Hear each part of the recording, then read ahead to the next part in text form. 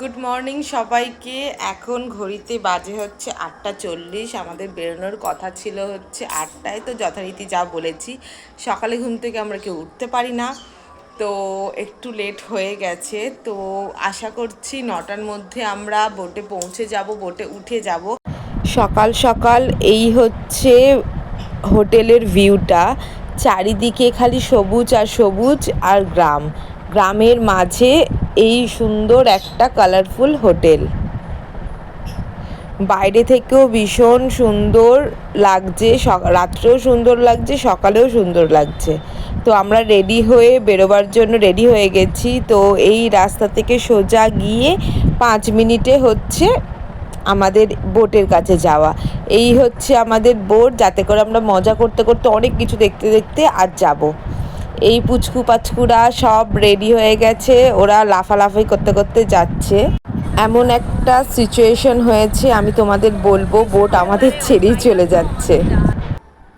Hello guys, তো আমি হাসি মুখে ভিডিওটা করছি, কিন্তু হাসার আমার এতটুকু মুড নেই, কারণ আমাদের সাথে একটা ইনসিডেন্ট ঘটেছে।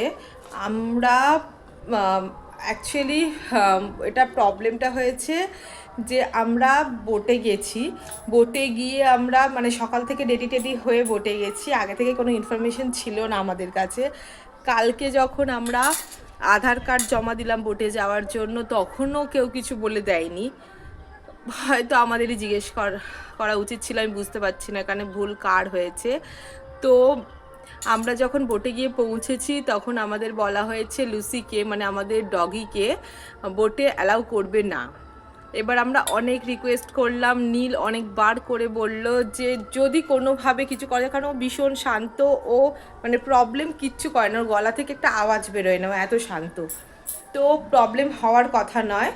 তো আমরা অনেক রিকোয়েস্ট করলাম যে ভেতরে মানে বোটের ভেতরে যে বিছানা থাকে ওখানটায় আমরা ওকে শুইয়ে দেবো, ওপর থেকে কেউ দেখলে বুঝতে পারবে না ও আছে বলে। আর সত্যি ও চিৎকার চেঁচামেচি কিচ্ছু করে না, তো অসুবিধা হবে না। অনেক রিকোয়েস্ট করলাম, কিন্তু ওদের রুলস আর রুলস, যে ডগি অ্যালাউ নেই বা কোনো পেট অ্যালাউ নেই, ডগি তো বিশেষ করে হবেই, তো ডগি অ্যালাউ নেই। তো বাধ্য হয়ে আমাদের অর্ধেক ফ্যামিলি বোটে রয়ে গেছে, আর আমি আর নীল আবার হোটেলে ফিরে এসেছি। হোটেল তোমরা দেখতে পাচ্ছ যে পুরো ফাঁকা, মানে হোটেলের লোকেরা এত ভালো এত ভালো, যখন এই প্রবলেম যখন ক্রিয়েট হয়েছে তখন ওরা বাধ্য হয়ে বললো ঠিক আছে, কোনো অসুবিধে নেই, যখন তোমরা ফিরে যেতে চাইছো আমরা যাবো কোথায়, তারপর অর্ধেক ফ্যামিলি যেহেতু ওখানে রয়েছে, তাই দাদা আমাদেরকে হোটেলের চাবি পুরো বিশ্বাস করে দিয়ে দিল, নিয়ে বলে তোমরা হোটেলে গিয়ে থাকো ওকে নিয়ে।